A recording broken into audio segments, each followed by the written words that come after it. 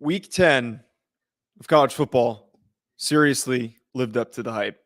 So much that I want to talk about, so much that I want to react to. Joe DeLeone here with Hack City. We typically go live on Sundays, and we're probably going to do that with Sean. But I want to try and get in the rhythm now that the final stretch of the season is here, talking about some of these games as they're playing out, and then after they play out immediately. But I got to start right off the bat. I wanted to start off talking about Notre Dame Clemson because of all the crap that comes from the things that I said at the beginning of the season. But I have to first start with the outcome of the LSU Alabama game. That game, that LSU Alabama game, did not play out at all as I thought that it was going to go. I said this going into my prediction, I thought that LSU was going to get blown out. I really did think that that was a really bad matchup for an Alabama team that was surging.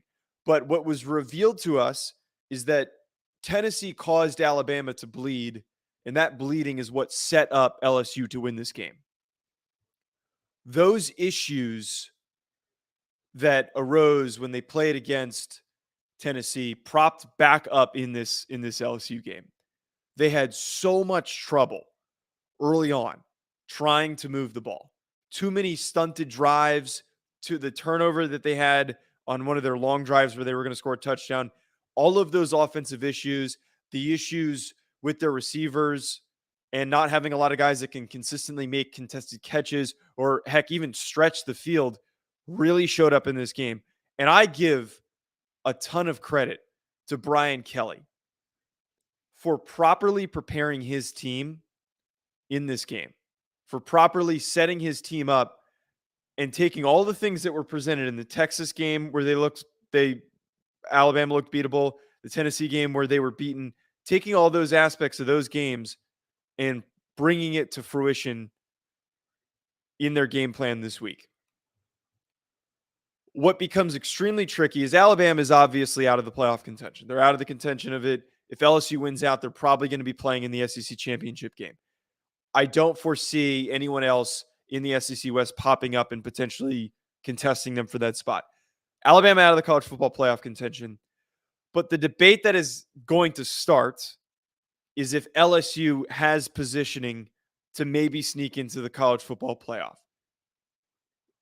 In order for that to happen, we would need some serious help from multiple teams losing ahead of them. But on top of it, that they have to win out. They have to win the SEC championship game.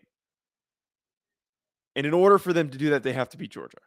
I think it's highly unlikely. I think that the outcome of them playing in the college football playoff is not going to happen. This victory was really nice, and it is going to be a huge achievement that they are now in a position to play for an SEC championship. It is going to be a huge achievement. And I'm going to talk about it in a little bit. I want to talk about the Georgia-Tennessee game. But I think we were proven today that Georgia is not easily beatable. But I have to give so much credit to Brian Kelly, so much credit to LSU for doing what they did, showing up and beating a highly beatable Alabama team. I think in any other year when Alabama has shown signs of weakness, a lot of programs have not had that ability to take that next step to actually finish the job and win those games. It has been one of the most difficult tasks over the past decade and more, however long Nick Saban has been leading this Crimson Tide team, to not only find Alabama's weakness, but take advantage of it. And the one thing to Brian Kelly's credit, like that was literally why he went to Alabama. He even said it. They even showed the quote during the broadcast that his intention was that he wanted to go to beat Nick Saban. And he did it. He showed up and he beat Nick Saban. That is going to have so many dividends in recruiting, in investments from boosters, from improvement in facilities. That victory alone is going to have so many ripples for this LSU program. Again, the one thing, though, that needs to be realized and needs to be understood is that this season is not a one that they're going to compete for a national championship. It is one that sets them up for future success. It is one that is going to create steps down the line for that LSU program to continue to grow. And You just got to hope eventually Nick Saban retires, and then you get however ever long more of Brian Kelly's time at LSU, and the SEC could eventually be wide open to competition between LSU and Georgia. Before I talk about the Georgia game, I have to address what happened with Notre Dame and Clemson. I said this going into the goddamn week that Clemson is a not a good football team. They did not belong where they were ranked as the number 4 team in the country. They are a top 30 team this year at best. And they were extremely exposed in their game against Notre Dame. Before I continue, the one point that needs to be made as a Notre Dame fan, I'm even wearing a goddamn Notre Dame sweatshirt that I inadvertently just threw on. It is okay to be proud of Notre Dame, but also admit that Clemson is not that good. I have already been seeing too many people, and it happened this week, too many Notre Dame fans that were using this game as an opportunity to prop up Notre Dame as a program and a team this year, to say that Notre Dame is a way better team than everyone is giving them credit for. You lost to Marshall and you lost to Stanford. Their capabilities this season to do anything in terms of championships, big bowl games, it's out the window. This game, this win does not mean as much as I think a lot of people assume. That Clemson team, and I'm going to continue to reiterate this, is terrible. That Clemson team is not that good. I spoke on this show multiple times in so many different videos on multiple other shows that I've guested on and hosted that Clemson team was a fake top-ranked team. They did not have the offensive capabilities to hang in with most competitive programs or any of the other programs vying for a national championship. DJ Uiagalelei has had so many issues in decision-making and quality of play to the point where he played so fucking badly that they had to put Cade Klubnik in, and Cade Klubnik came in and threw an interception immediately. There is so much disarray at that Clemson program, but we were looking at this facade of these fake ranked wins against mediocre ACC teams that should not have been ranked where they were, unjustifiably ranked. It was a facade. It was a farce that they were placed as high as they were.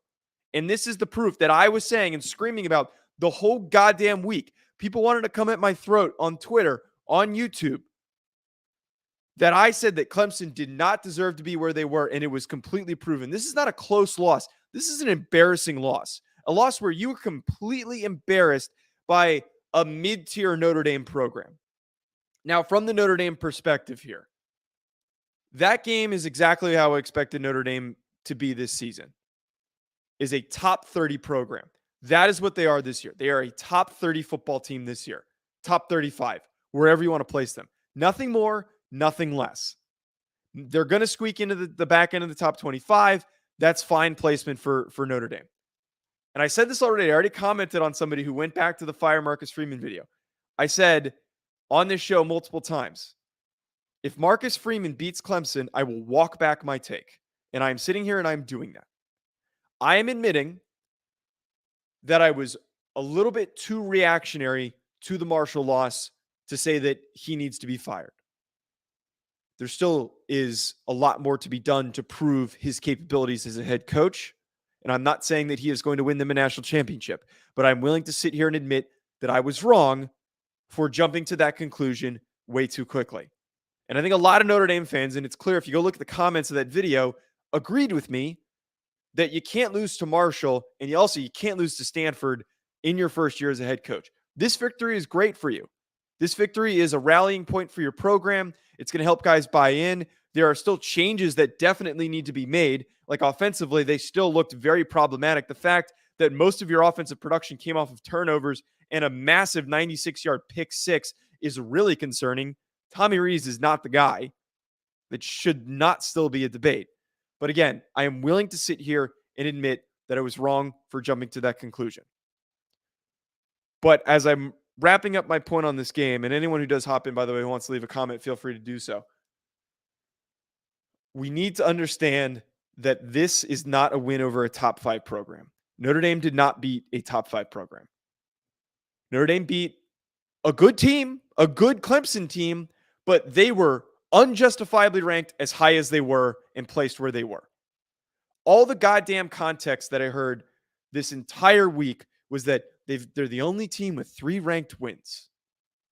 Those ranked wins didn't mean anything in this game, and they looked embarrassingly bad. They looked fucking horrible the way that they played against Notre Dame. There shouldn't be a single person out there that believes that Clemson deserves to be placed where they were and then deserves to still be in the top 10. They need to be pushed like to 20, 18, somewhere in that range. That is a realistic spot for them after the way that they played. And again, just to reiterate before I move on to the Tennessee-Georgia game, all of the issues that everyone has talked about and that I have screamed about the whole year for Clemson were not only exposed, but brought into the furthest, broadest light possible. The one thing that I heard in all of my years of playing football, from high school through college, through everything that I did after college, the one thing that is always reiterated by coaches is that you're only as strong as your weakest link. It is the most overly reiterated coach speak that you will constantly hear. And anyone who's played the game knows exactly that phrase because it is always repeated by every position coach, head coach, assistant coach, strength coach. They're going to bring that up in any instance they can. And it was so easily identifiable that the weakest link on that team was below average, bottom tier quarterback play from DJ Uiagalelei. It didn't matter how good the rest of that roster was. That was my point. I love Will Shipley. I have spoken so highly of Will Shipley. I have spoken so highly of Miles Murphy and Brian Brzee and Trenton Simpson and all of the really talented defensive players that they have. I've spoken very highly of some of the offensive players that they have on their offensive line. But not only is their questionable receiving group an issue, they're horrible. It's not even bad. It's not even below average. They're horrible quarterback play from DJ Uiagalelei, who has almost cost them games, finally caught up to them. And the other apparent thing that was brought up this week is that Cade Klubnik is not ready to be the guy. I'm optimistic for Cade. His name's a little bit of a tongue twister. Cade Klubnik's future at Clemson. The way that he played against Syracuse is really promising, and what we saw against Georgia Tech as well when he came in is very, very promising. He's got a lot of capabilities to be a really talented player. But the fact that he steps into the game, pisses down his leg, throws an interception on his second snap in the game, and then he gets yanked and brought back in for the guy who was stinking up the entire game, shows that even if you started him at the beginning of the season, they'd still be the same team. It is very hard for a true freshman to lead a team to be a top 5 program. But all I'm asking, for the love of God, do not just slightly slide back Clemson. There needs to be a massive fall in where they are ranked in next week's college football playoff ranking. There shouldn't need to be any more proof. And also, it doesn't help how the outcome of the Wake Forest NC State game as well. Those victories that they were hanging their hat on are not as impressive as I think a lot of people believe that it was. Now, the main factor here and the positive fallout of this is that we no longer have to sit and debate if Clemson belongs in the playoff. They don't. And I'm hoping no mouth breathers try to make that argument that a 1-loss Clemson team deserves to get in over, hypothetically, a 2-loss LSU team that maybe potentially wins the SEC championship game. I'm not saying that they're going to, purely a low chance hypothetical. But we can't sit here and try to justify things because they've got 1 loss. They're not a good football team, plain and simple. Now, what we witnessed today against Georgia versus Tennessee, that was the only game that I correctly predicted. I know I have got a lot of wrong takes, but at the times that I have correct ones, I would like to bring them up just as much as I acknowledge when I make mistakes and I have incorrect takes. I said coming into this game that Georgia was the more physical team, that if they grinded it out, that they controlled the tempo of the game, which they have done so effectively and so well, that they were going to win that football game. And it was very clear from start to finish that defensive line was way too much. There were a lot of people that I kept hearing and people that I was talking to in the other shows that I were doing that were saying if Tennessee could have the production that they did against Alabama's defensive front, and if they could protect as well as they did against Alabama's pass rushers and Will Anderson and Dallas Turner, then they're going to be fine against Georgia. Those people are casuals. Those people don't realize the magnitude and the level of dominance in the elite talent that is on that Georgia defensive line, even without Nolan Smith. And they were all over Hendon Hooker the entirety of this game. It was a really, really difficult game for Hendon Hooker. That was the exposure. And actually, exposure is the wrong word, because I don't think Hendon was exposed for being bad or anything. He had a difficult day. He had a very difficult challenge that he had to endure that is going to make him better down the line for potentially playing in the playoff with one loss as a one-loss SEC team. But as I said, that defensive line showed up. And then most importantly, the other thing that I predicted is that if you get a turnover in this game, you turn the ball over on Tennessee, that is enough. One time, a couple sacks and a turnover, you are effectively in a position to win the football game. It's exactly what I said, and that's exactly what happened. I got to say, by the way, and I posted the clip if anyone wants to go check the YouTube shorts, that interception that Keely Ringo had was freaking fantastic. I am legitimately still debating with myself on who the top corner in this year's NFL draft is going to be. But hell, as fun as Clark Phillips is and as dominant as he has been, Keely Ringo has traits for days. And if he puts up more plays like that in the final stretch of the season, he is going to be considered and probably likely the first corner selected. The fact that he was able to lock down and shut down Cedric Tillman in this game and other guys that he was covering, but on that particular play, go stride for stride, locate the football, look like a wide receiver, and make a play on the ball. Not to mention the fact the guy's built like an outside linebacker. He has all the traits that you want in an NFL corner. But that defense is so freaking good, and it showed up and proved that they are as good as they were described to be at the start of the season. This game reopens up the narrative of if Georgia is that unstoppable force this year for the 2022 season. I think that this is perfect proof that they are as good as we thought that they were after the way that they played against Oregon. Good teams are allowed to have off weeks. It is very rare for good programs, elite programs, unstoppable teams to be perfect from the first week to the last week. It's just not possible. These are kids. These are human beings.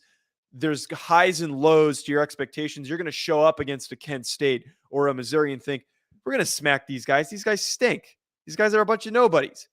And you're going to get too ahead of yourself and you're going to make mistakes, but you're good enough to still win those football games. But the fact that they show up in the most important game of the season at home with that much energy, with that much ferocity, with that much force, with that much aggressiveness, that to me is proof that they're as good as we thought that they were at the beginning of the season. And they now need to be in consideration to be a national champion, the likely national championship winner. I haven't seen anyone thus far that has shown up and done what they did in this game against Tennessee. Everyone was talking about how good Tennessee was coming into this week and how they were going to cruise past Georgia. Georgia can't keep up with Tennessee. And we saw it was the other way around. A lot of props to Stetson Bennett on the way that he played. And I know that from time to time, I tend to clown him. And I have been a little bit more positive on Stetson's outlook as a player in the way that he has performed in key games. And this is an important game. He made a lot of really nice plays, a lot of really difficult throws, a lot of nice plays where he had to evade pressure, extend plays, find his guys. He was a big reason why that they scored and had all that offensive production. He is slowly turning into a win because of, and not win despite of quarterback, which I have described him to be. Fantastic college quarterback. The experience shows, the awareness shows. It might have come to full fruition for Stetson Bennett. And again, if he keeps playing like that, he plays like that in the SEC championship game, in the first round of the college football playoff, and in the national championship game, they are going to repeat.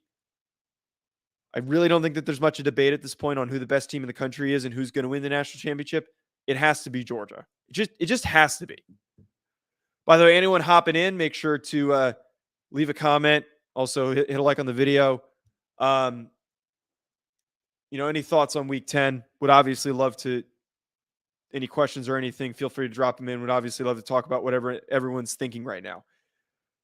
Ohio State again showed a little bit of weakness this week, and I kind of was flipping back and forth when I was watching the TCU Texas Tech game this morning, or at the noon kickoff for the East Coasters. And I think that game is even further proof for my point on Georgia. And it was almost laughable. And I know that the initial college football rankings don't mean that much. And I know that's ironic for me saying, because I posted a video, me screaming about Clemson, getting upset over where Clemson was placed. It's still something to react to, and it's still something that needs to be adjusted on a week-to-week basis. And Ohio State being put at 2 and Georgia put at 3 might have actually been equally as egregious as Clemson being put at number 4, because Ohio State has weaknesses as well. They are still a very highly competitive team. They are still going to likely win the Big Ten. They're probably going to beat Michigan. But the way that they played against Northwestern, a little concerning. It's in a torrential downpour, in a very windy, not torrential, but in a rainy environment, a very windy environment. The weather sucked. And you're trying to ask CJ Stroud to play clean football in a situation like that when he doesn't really face a lot of conditions like that, or hasn't faced any conditions like that this season. It's a tough task. Any quarterback, any specialist, any receiver is going to tell you that those environments suck to play in. But, and I tweeted this out, the decision-making by CJ Stroud in this game was highly concerning. He has been so clean throughout this season. So clean. Even in the Notre Dame game where he had some troubles. And Notre Dame's defense looked really good in that game. But the issues in his evaluation that I did over the summer as a draft prospect really showed up against Northwestern. I don't know how the hell they were able to play defense that well for most of the game and early on. It's shocking to me because they really don't have the guys. But there was a lot of tight man coverage on Ibuka and Marvin Harrison Jr. There were not a lot of openings for any of their receivers. And the decision-making that I'm referring to, CJ Stroud has shown this propensity for, if he doesn't see his initial read, he's still going to force it there regardless. And he did that a ton in this game. Very problematic. And what I'm telling you right now, and why I'm bringing this up, and why Georgia better freaking leapfrog Ohio State for that number 1 spot after the way that they played, Georgia has the corners to lock up, not completely take out of the game, but lock down those Ohio State receivers and get pressure in CJ Stroud's face. What they did against Hendon Hooker is very capable to produce against CJ Stroud. And I know that everyone just assumes that this is this untouchable first overall pick, Heisman Trophy winning quarterback in CJ Stroud. I think that we have more proof that a team like Georgia can turn him over a couple times, get a bunch of sacks, and really rattle him. He is not like Bryce Young. He is, I don't think has that same level of coolness, composure, tactile decision-making that Bryce Young has at all. He's got a great arm. He's a great athlete. He's a big, powerful kid. That's why he is lauded to be as good of a prospect as he is, and that's why he beats up on bad opponents. It's because when everything's open and in front of him, he's accurate, he's quick to get the ball out. But when he has to think and he has to make decisions, that offense very often sets up Ohio State quarterbacks up for failure. Be very, very, very worried about how he is going to play in the college football playoff. I'm not worried so much against Michigan because I don't think Michigan really has the defensive pieces to completely disrupt CJ. I think that's going to be a game where CJ is going to be asked to make a couple of plays and he's going to be able to do it and win that football game. Speaking of Michigan, though, they had their own little bit of a weird outing. So they played like crap to start the game, and it was really close for I think it was here. Let's pull up the box score. It was for like the first half. It was, if I could get this freaking thing to pull up. For the first half, it was 17-14, and Rutgers was up. And I think everyone was swirling the alarm bells. Everyone was freaking out. Like, oh, Clemson's going to lose. Michigan's going to lose. Michigan ends up winning 52-17. Michigan's a good football team. Again, I think that Ohio State's going to win in that matchup. They're eventually going to go on to win the Big Ten and play in the playoff. And Michigan's going to get a really nice bowl game, a New Year's Six game that they're going to play in probably as like the 6th or the 7th ranked team in the country with 1 loss. But it feeds in yet again. Everything in the show is going to come back to my Clemson argument and what pissed me off this week and all the assholes who tried to, come at me this week for saying I was an idiot for claiming that Clemson didn't deserve to be placed where they were. The difference between Michigan and Clemson is that Clemson went down at half and they folded, and they didn't have any of the offensive playmakers to get them back into the football game. Michigan went down at the half. They rallied. They have a young, inexperienced, but explosive quarterback, two very, very good running backs, led especially by Blake Corum, who is a likely Heisman finalist. They rallied. They were pissed off. That's what good football teams do. That's what a top 5 football team does. Clemson hasn't shown that ability at all this season. They have looked weak the entire season. And they finally face an opponent that punched them in the mouth and kept punching them, and they bent over and they took it. They curled up into a ball and they took it. But props to Michigan for getting the win. I know it's Rutgers. Like, it doesn't really mean anything because it's Rutgers, but they at least rallied at a point where, you could have freaked out. For anyone who is curious what that's like, and I've been in situations where I played at the FCS level, but I've been in locker rooms on ranked teams where you're losing at the half to a bad football team. And there's usually 2 ways that goes. You either come into the locker room, everyone's locked in and says, hey, look, we're making mistakes. We know what the mistakes are. We're going to fix them. The composure's there. You get together, you unite, and then you go out and play the football game. That's probably what Michigan did. Clemson, on the other hand, probably did what losing football teams do. You come into the locker room, everybody's screaming at each other, everybody's pointing fingers, and then you end up losing the game. I've been in those situations. I've seen them before. And that's the difference between a winning program and a losing one. The other thing that I want to hit on, and again, we don't have any comments. Anyone who's joining us wants to leave a comment, please give me your thoughts on Week 10. We've probably the highest viewing we've gotten on one of these videos, so I'm going to try to do these more often. Thoughts on Week 10, anything, overreactions. We're all about overreactions on this channel. That's why we're called Hack City. We're the biggest hacks. We overreact to everything. TCU, I thought, looked really strong the way that they played against Texas Tech, and that's like another one of those games this week where you have a team that's playing with their food. For most of that game, Duggan looked really rattled, and I give a lot of credit to Texas Tech for getting in the face of TCU and getting in the face of Duggan and sending a ton of pressure. They were relentless with the amount that they were pressuring Duggan. And when Quentin Johnston went down with that injury, albeit they've got a lot of really nice players in that offense, and then I've spoken very highly of the skill players, the receivers, the running backs that TCU has. Without Quentin Johnston, it's a very, very difficult task to move the ball if Duggan is getting pressured within 2 to 3 seconds on every single play. But, and the reason why I have said that TCU deserves more credit for how good they are, again, there are a lot of things that I talk about on this show that, to me, determine good football teams. How do you perform when you're in a close football game against a team that you should probably be beating by multiple scores? They rallied, they came together, they picked up those big, massive splash plays that we saw earlier on in the season, and they pulled away. They ended up winning 34-24. My main takeaway that I did have from this is less to do with TCU and more to do with their offensive coordinator, which I am going to look up. I know it's Lincoln Riley's brother is the offensive coordinator. Garrett Riley is his name. I really like Garrett Riley and his play calling. This game in particular, I was impressed because there was no Quentin Johnston. There are just so many instances where there are wide open rushing lanes. There are wide open receivers in the middle of the field.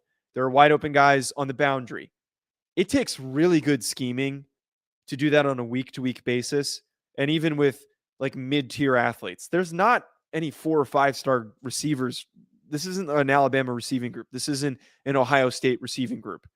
He's able to create that separation, those openings, those easy chunk splash plays with a C plus B minus group of skill position players.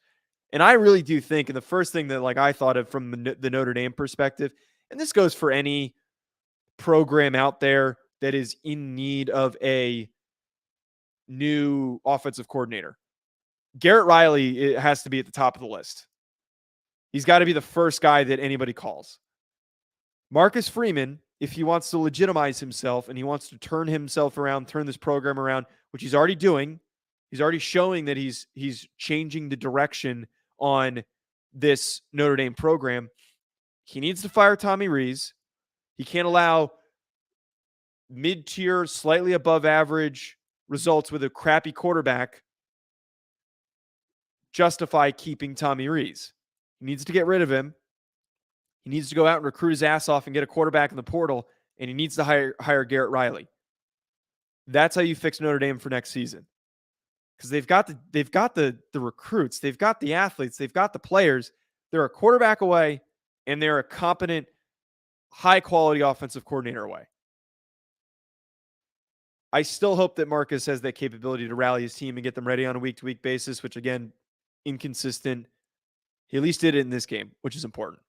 Anyone else who has any comments, feel free to drop them in. I think that might be where I'm going to drop off and end the stream. The one thing, and I didn't even realize this. Pitt beat Syracuse. Are we fucking serious? There was so much that happened this weekend in these games that I didn't even know that Pitt beat Syracuse and Syracuse scored 9 points. Yeah, Clemson is really impressive. I am seriously very, very impressed by Clemson and those ranked wins.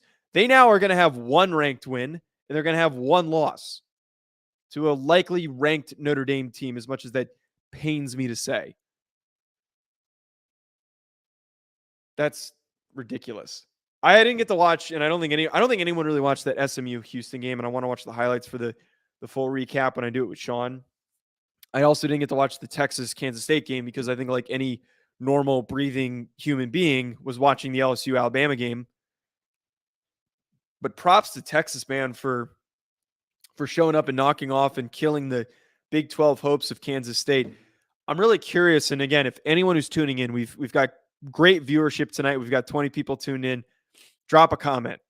I want to hear what everyone's thinking after these games. Maybe everyone's too drunk. Maybe everyone's already a little bit hungover from a long day of drinking. Whatever it is, drop a comment, your thoughts on it. But I want to look up what these Big 12 standings are right now after these games. So as it sits, TCU is 6-0 at the top of the conference. Texas is 4-2, right behind them, and then Baylor's 4-2, and then Kansas State is third at 4-2 as well.